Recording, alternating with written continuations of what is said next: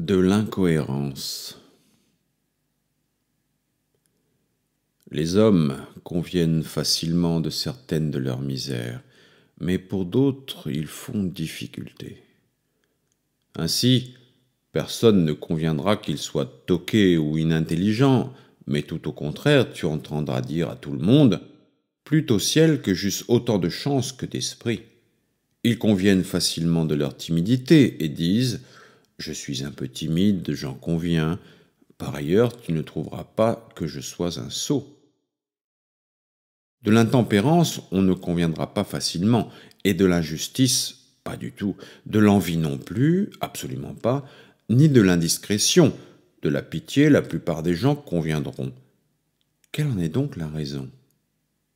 La principale, c'est l'incohérence et la confusion dans tout ce qui concerne le bien et le mal. Mais suivant les gens, les raisons sont différentes et l'on peut dire que tout ce qu'ils s'imaginent être honteux, ils n'en conviennent pas du tout.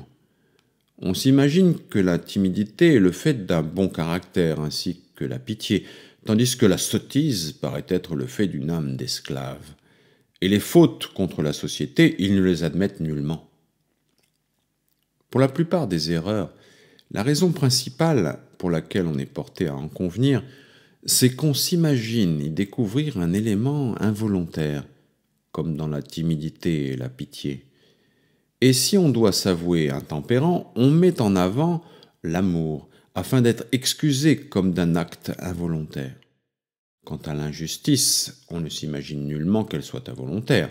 Dans la jalousie, il y a aussi, pense-t-on, quelque chose d'involontaire.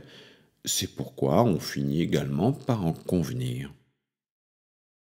Vivant parmi de tels hommes ainsi désorientés, ne sachant ni ce qu'ils disent, ni ce qu'il y a ou ce qu'il n'y a pas de mal en eux, ou la cause de ce mal, ou comment ils s'en délivreront, il est bon, je crois, d'arrêter constamment sa pensée sur les réflexions suivantes. Ne suis-je pas par hasard moi-même l'un d'entre eux? Quelle idée dois-je avoir de moi-même?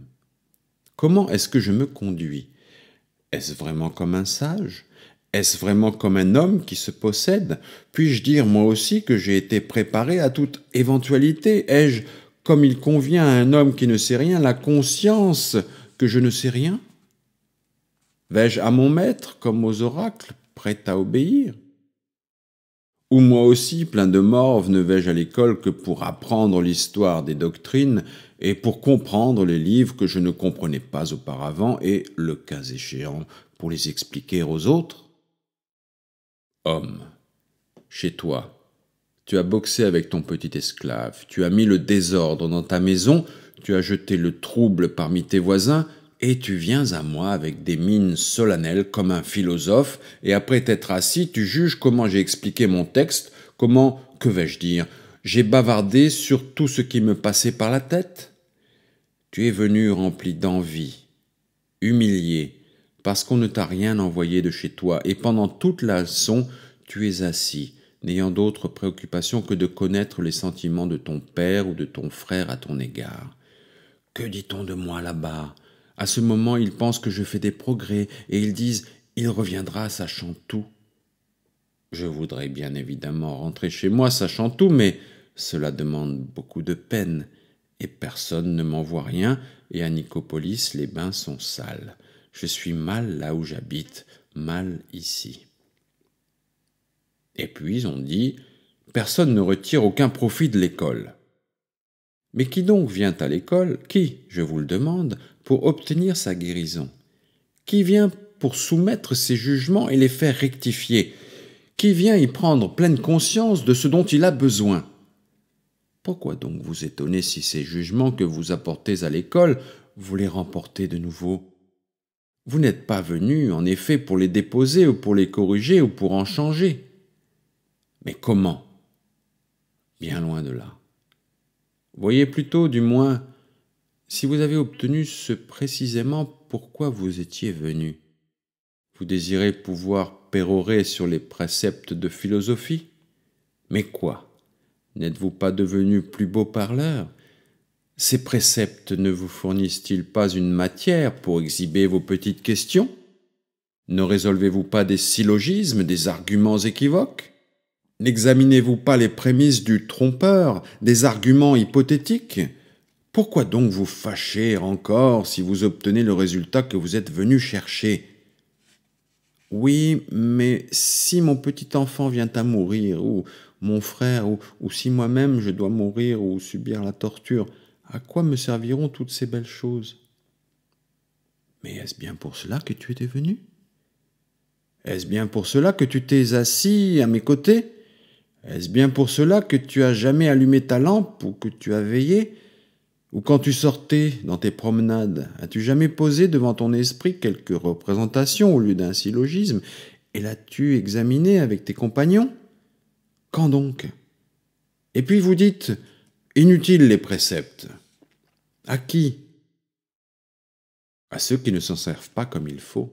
Car les collyres ne sont pas inutiles à ceux qui savent s'en frotter les yeux comme et quand il faut.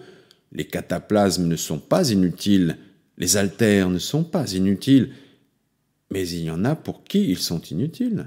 Il y en a, au contraire, pour qui ils sont utiles. Si maintenant tu me demandes, les syllogismes sont-ils utiles?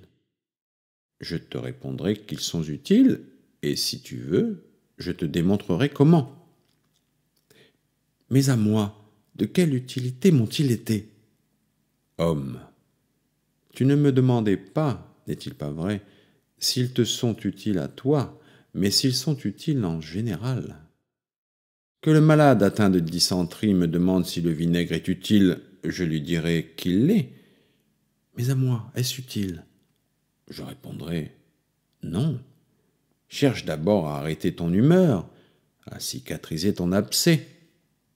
Et vous aussi, messieurs, soignez d'abord vos blessures, arrêtez le flux de vos humeurs, calmez votre esprit, apportez-le à l'école libérée de toute distraction, et vous saurez quelle force possède la raison.